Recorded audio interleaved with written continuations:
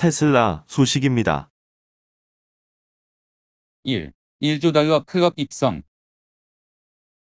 25일 뉴욕 증시에서는 테슬라 주가가 하루 만에 12.66% 급등해 1주당 1024.86달러의 거래를 마치면서 시가총액이 1조 100억 달러를 기록했다. 테슬라 주가는 올해 1월 26일 최고점을 기록했다가 2월 이후 인플레이션 우려, 이에 따른 미국 식량물 국채 수익률 상승세 속에 하락세를 키웠는데 지난달을 기점으로 본격적인 오름세가 시작됐다. 뉴욕 증시를 기준으로 테슬라는 6번째로 시총 1조 달러 기업이 됐다. 앞서 애플과 마이크로소프트, 구글 알파벳, 아마존, 페이스북이 시총 1조 달러를 넘어선 바 있다. 이날 테슬라 주가가 급등한 배경은 미국 최대 렌털카 업체 허츠가 테슬라 전기차를 대규모 주문했다는 소식이 전해지면서 투자자들이 주식 집중 매수에 나선 점이 꼽힌다. 25일 허츠는 오는 2022년 말까지 테슬라 전기차 10만 대를 들여오기로 계획했다고 발표했다. 테슬라가 올해 한 해 동안 판매할 자동차 수의 10%에 달하는 수준이다. 10만 대 구입 가격은 공개되지 않았지만 블룸버그 통신은 구입 규모가 총 42억 달러 정도일 것으로 추정했다. 월가에서도 테슬라 주가에 대한 긍정적인 평가가 나왔다. 전날인 24일 월가 대형 투자은행 모건스탠리는 테슬라에 대한 매수, 투자 의견을 유지하면서 12개월 목표 주가를 기존 900달러에서 1200달러로 올려잡았다.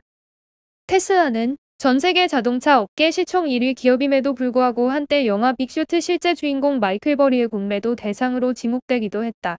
다만 돈나무 선생님 캐시 우드 아크인베스트 CEO는 테슬라 주가가 오는 5년 내 3,000달러를 넘어설 것이라는 긍정론을 강조한다. 한편 허츠는 중국발 코로나19가 미국에서 한창 빠르게 퍼진 여파로 지난해 5월 파산 보호를 신청해 눈길을 끈 바 있다. 다만 올해 백신 접종이 본격화되면서 미국 내 자동차 여행 수요가 다시 살아나자 도하를 위해 공격적인 투자에 나섰다. 테슬라 전기차 구매 소식이 전해진 이날 장외 시장에서 허츠 주식은 하루 만에 10.04% 올라 27.17달러의 거래를 마쳤다. 애플 소식입니다. 1. 애플 안 잡으면 정말 망할까? 삼성전자의 폴더블 폰이 기대 이상의 흥행을 거두자 비난의 화살은 애꿎은 애플로 향했다.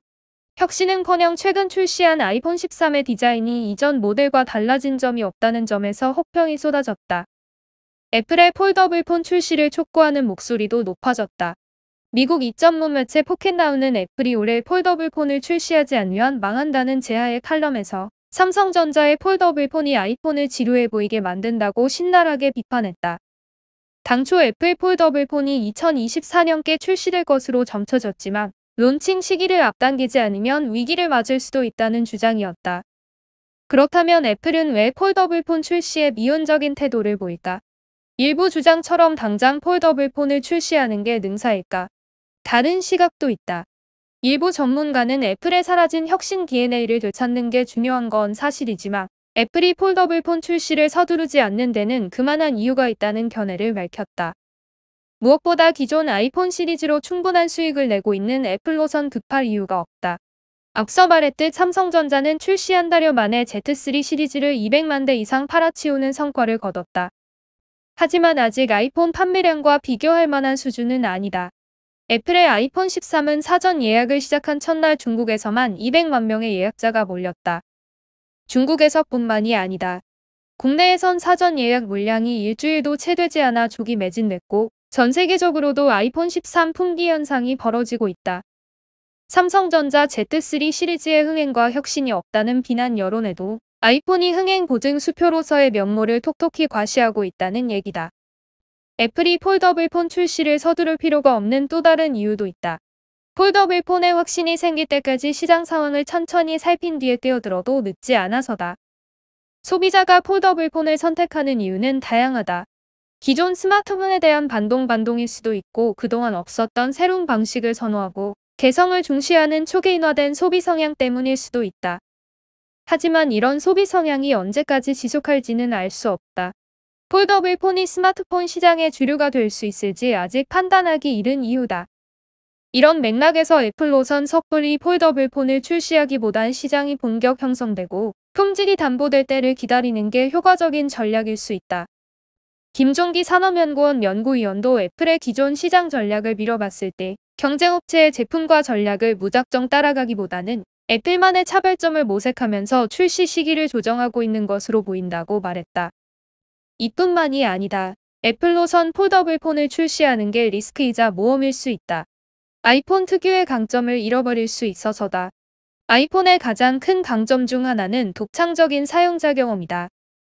애플이 폴더블 폰 경쟁에서 승기를 잡는 핵심 무기도 UX가 될 공산이 크다. 하지만 애플이 폴더블 폰의 기능을 극대화하기 위해 기존 UX를 대대적으로 손봐야 하는데 그 과정에서 아이폰만의 정체성이 흔들릴 가능성을 배제할 수 없다.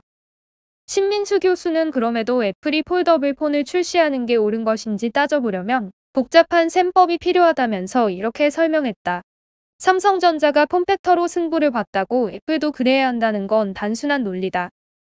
애플은 사정이 다르기 때문에 여러 요인을 고려해야 한다. 무엇보다 기존의 것과 다른 UX를 개발해야 할 뿐만 아니라 수익 구조, 기술 문제, 비용 문제 등을 따져봐야 한다. 아울러 숱한 리스크에도 기존 제품 라인보다 더 많은 수익을 낼 수 있는지도 고민해야 한다. 마이크로 소프트 소식입니다. 1. 러시아 지원 해킹 조직, 국제 공급망 공격. 러시아의 지원을 받는 해킹 조직이 계속해서 국제 기술 공급망을 공격하고 있다고 미국의 마이크로소프트사가 25일 밝혔다. 이에 따르면 노벨리움으로 불리는 해킹 조직은 클라우드 서비스 재판매 업체들이 고객들에게 직접 접속하는 방식에 편승해 정보통신 연결망을 공격하고 있다. 그러면서 지난 5월부터 노벨리움의 해킹 공작을 추적해온 결과 지금까지 140개 이상 기업이 표적이 됐으며 이 가운데 14곳이 공격당했다고 밝혔다.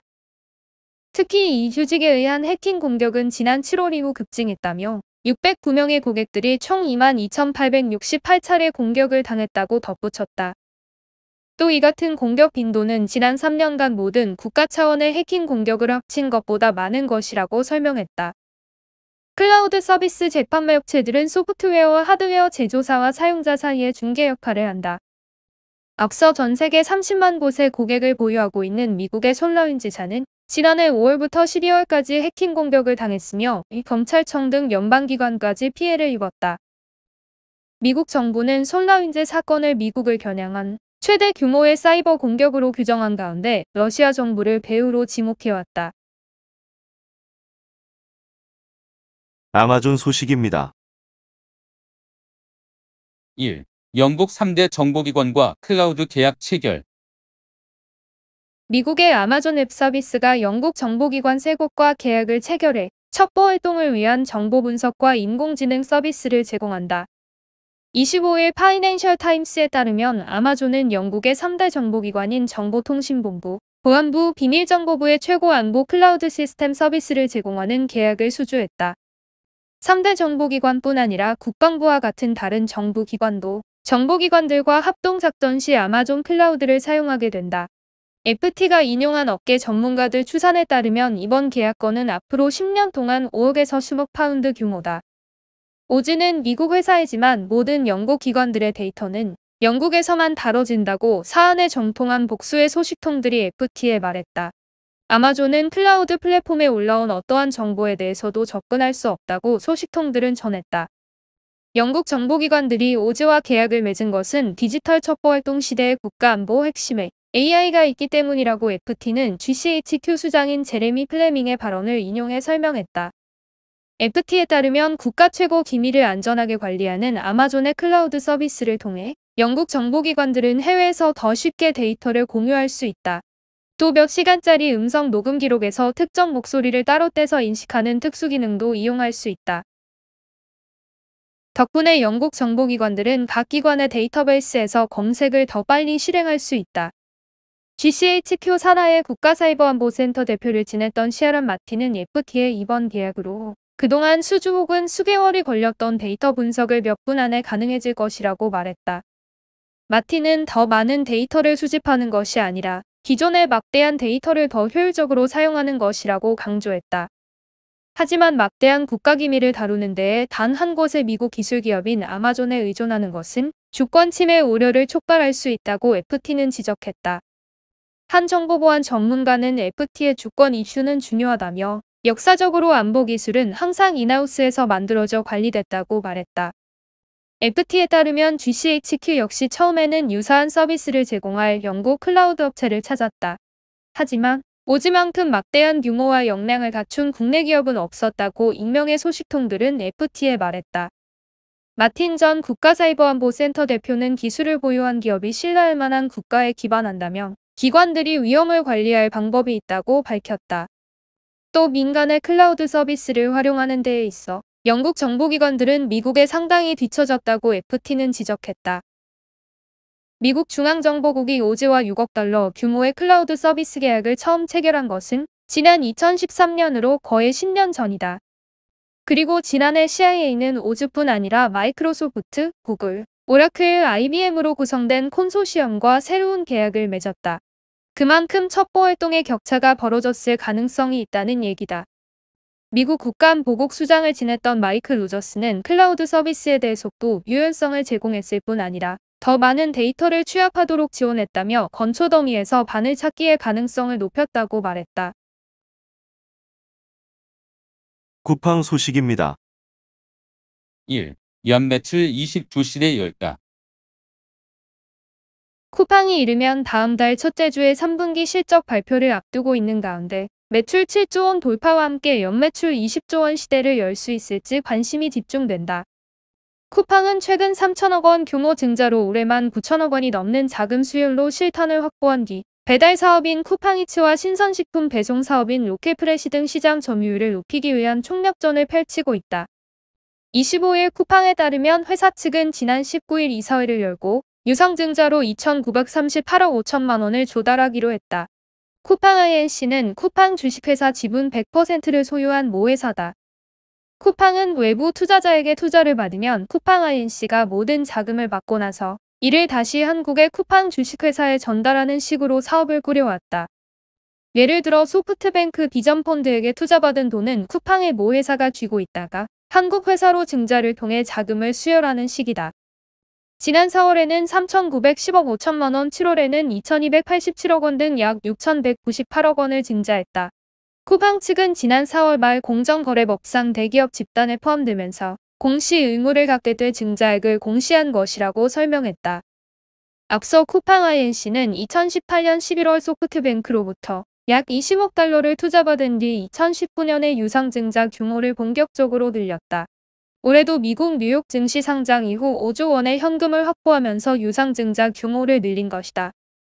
업계에 따르면 쿠팡의 이번 3분기 매출은 추석과 두 차례의 대체공 휴일 등에 힘입어 지난 2분기 때 달성한 최고 매출인 5조 원을 상회하는 수치를 기록한 것으로 전해졌다. 연말에 매출이 더 늘어날 것으로 가정하면 지난해 매출 13조 원보다 7조 원이 더 많은 20조 원 달성도 가능할 것으로 보고 있다. 한 업계 관계자는 쿠팡이 매출 20조 원을 넘으면 지난해 유통업계 최초로 매출 20조 원 시대를 연 이마트와 어깨를 나란히 하는 것이다. 롯데쇼핑 16조 원과 GS 리테일 10조 원을 뛰어넘는 수치라고 설명했다. 올해만 9천억 원의 실탄을 확보한 쿠팡의 최우선 목표는 쿠팡이츠의 배달 시장 점유율 확대다. 최근 서울 전 지역에서 연중 무휴로 새벽 시간대 단건 배달에 나서는 초강수로 업계 1위인 배달의 민족의 단건 배달이 가동되지 않은 시간에 맞불을 놨다. 최근에는 기존 이용자 대상으로 음식값이나 배달비를 최대 4,000원에 할인된 가격에 주문할 수 있는 시크릿 쿠폰도 증정하고 있다. 그 결과 쿠팡이츠의 지난 7월 월간 순활성자 수는 520만 명 수준으로 전년 대비 4배가 증가했다. 매출은 늘어났지만 쿠팡의 적자폭 줄이기는 쉽지 않을 전망이다. 전북 완주, 경남 창원, 경남 김해, 충북 청주, 부산에 1조 원을 투입해 물류센터를 짓기로 한 만큼 신규 물류센터 착공 및 준공에 따른 비용 부담이 늘었고 점유율 확대를 위한 비용까지 상당하기 때문이다. 업계 관계자는 지난 2분기 덕평물류센터 화재로 인한 순손실 증가 등 비용은 이번 3분기 실적에서 줄어들겠지만 또 다른 비용이 발생할 것이라고 밝혔다.